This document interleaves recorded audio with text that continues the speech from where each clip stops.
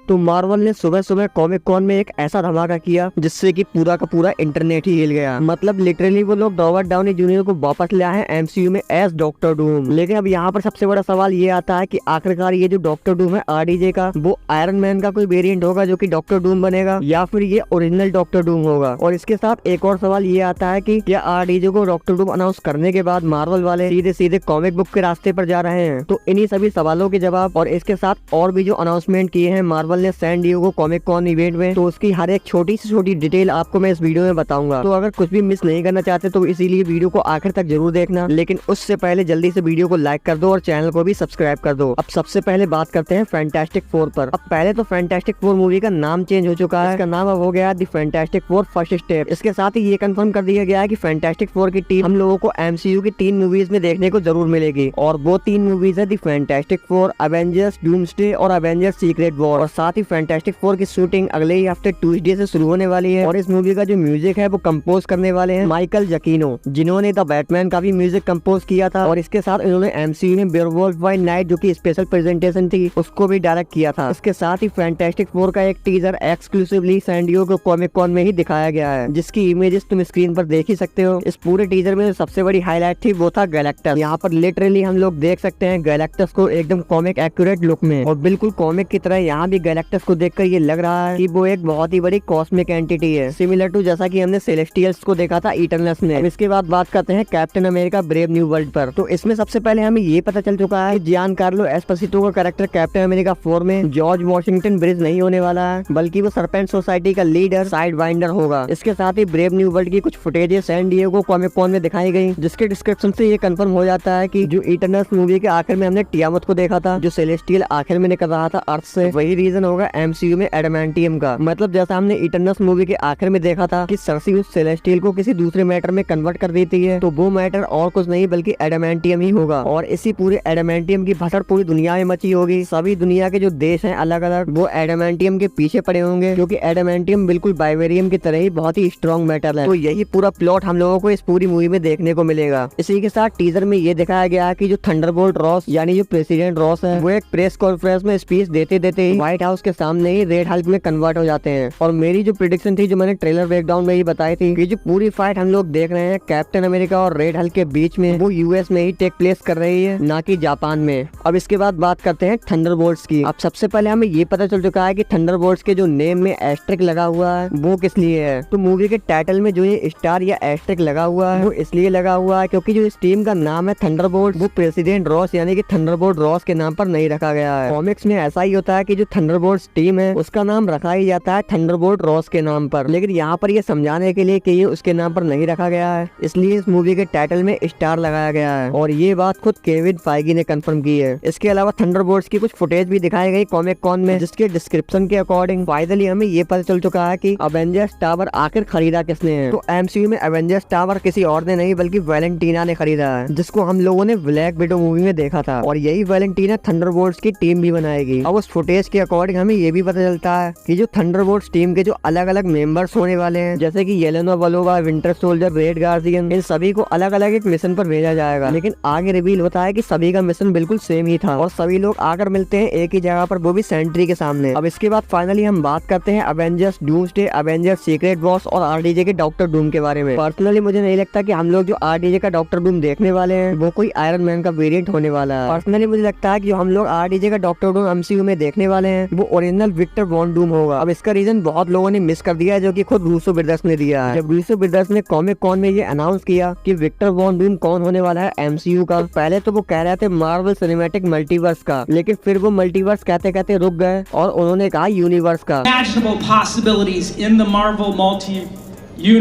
और फिर उन्होंने कहा विक्टर वॉन डूम।